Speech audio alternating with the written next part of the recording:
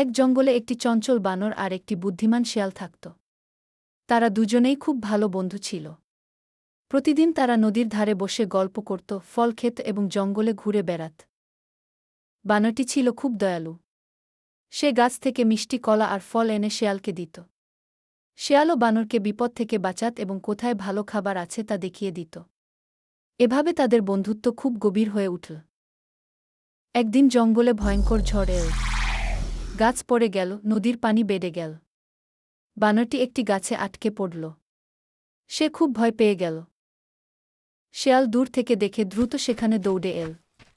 সে বানরকে বলল, ভয় পেও না বন্ধু, আমি তোমাকে বাঁচাবো।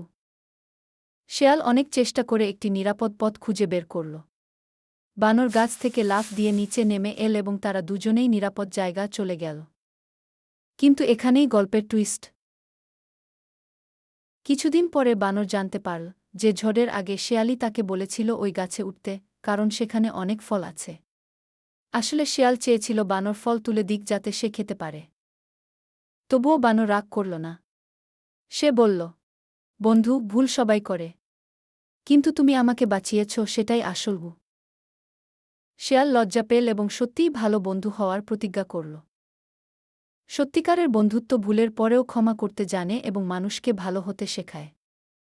আপনি চাইলে আমি এই গল্পটি ইউটিউব ভিডিওর জন্য 1 মিনিটের স্ক্রিপ্ট, ভয়েস ওভার স্ক্রিপ্ট বা আরও বড় টুইস্ট সহ গল্প বানিয়ে দিতে পারি।